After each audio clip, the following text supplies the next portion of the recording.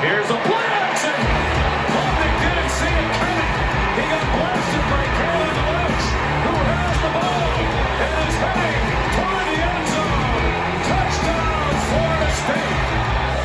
56 yards, and we're tied again at 24 in the final 31 seconds of the third quarter.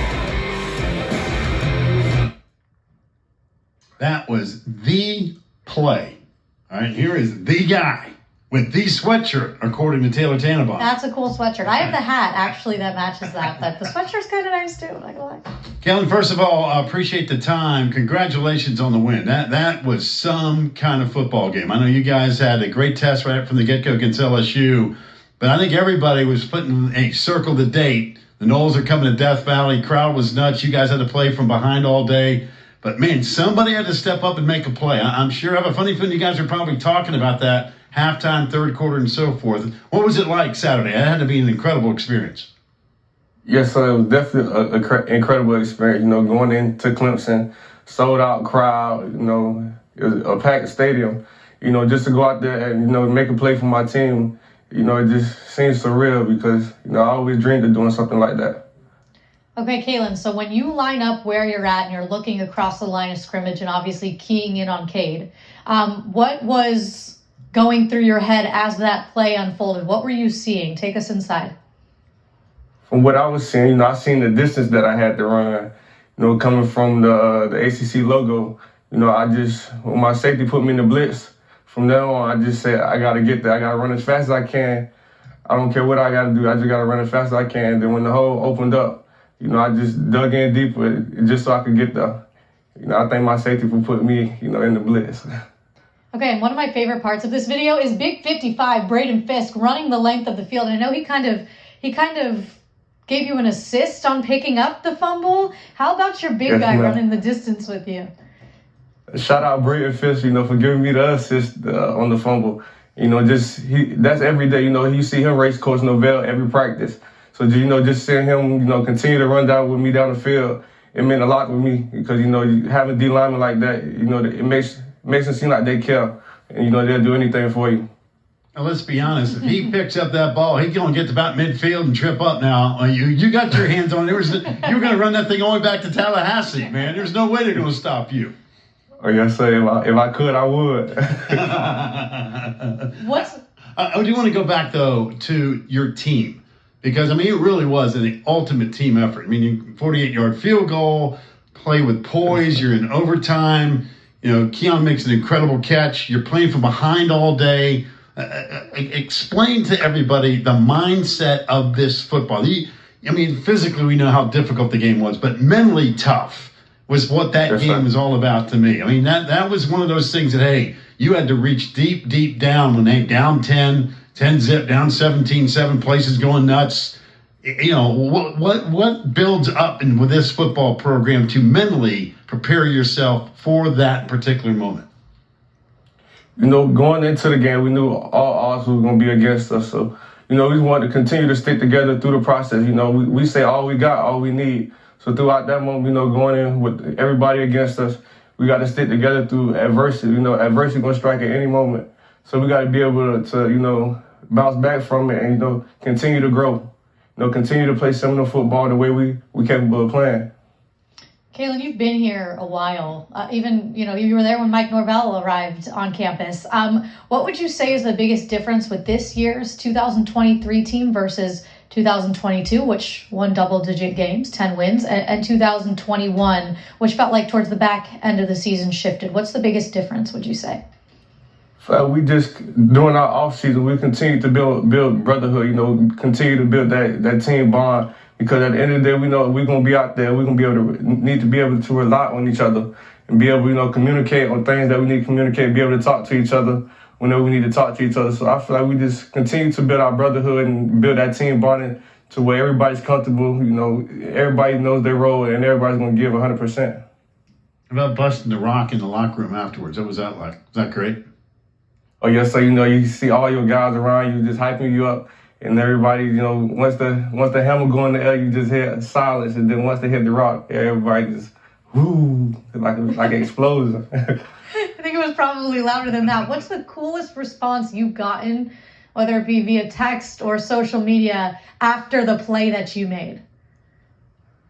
I got a lot of people back home text me, on that play, just like you did what you were supposed to. Like you went in there, you hit that guy pretty hard. They was excited for me. And, all my family, they was at the game, so they got to see it in person. Just to have that moment with them, it means a lot to me.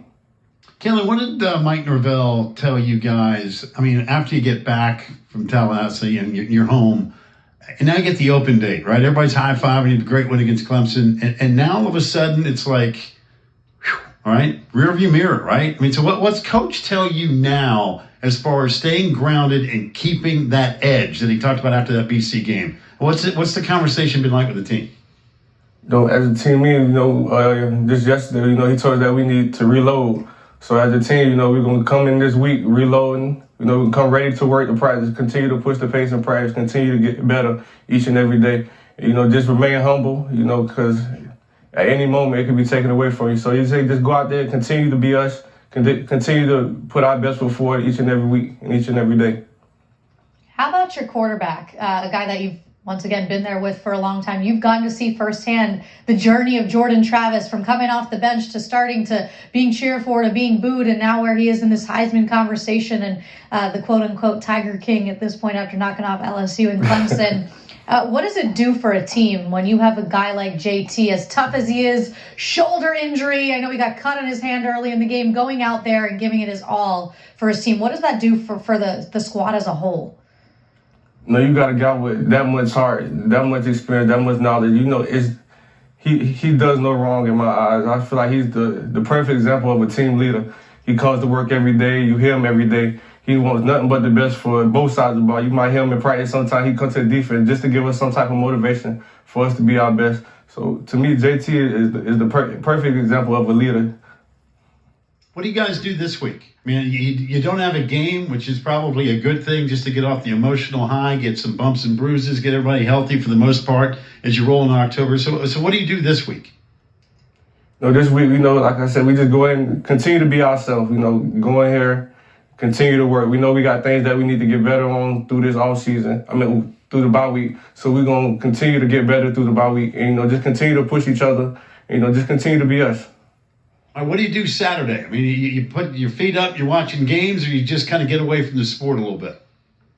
Yes, I'm definitely going to watch some games. I got some guys at some other schools that's playing as well, so I'm going to take this weekend, to watch and see what they have going on. Any of your old former teammates or friends that you've competed against you want to watch on Saturday? Who are we talking about? Anyone in the ACC?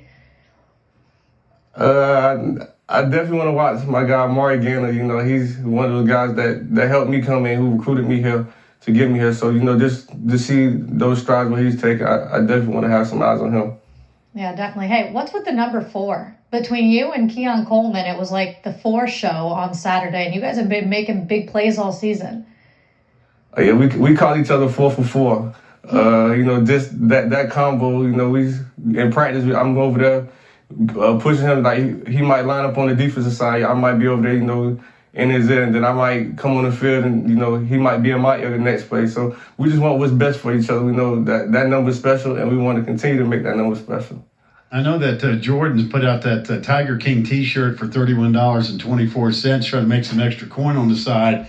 Taylor's already been trying to get that sweatshirt off your back. Well, what's that sweatshirt going for in Tallahassee? Do you have any idea?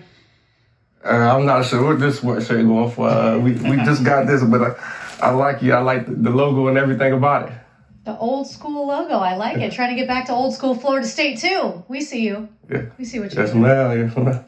Well, listen, congratulations on the unbelievable start. You guys have put yourselves in position where each and every week, hey, tag, you're it, right? All eyes on Florida State. But that was an incredible football game and a great win. Congratulations, man.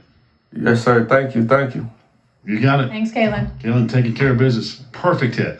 Perfect call, perfectly timed hit. And like what Mark Herzlich said earlier, is you see it and there's so much space, you're like, just don't miss the layup, right? Just don't miss the layup. He nailed it. You could have gone for the legs. I'm going to take it down, but he went right for the football. It was a direct hit and a game changer at the moment. It just felt like, Tigers inside the 30. They're up 7. Place going nuts. Somebody got to make a play. That's exactly what happened. The best way to quiet the crowd is by doing that. That's exactly right. Exactly right. Quick break. When we come back, we got a ton of games still to get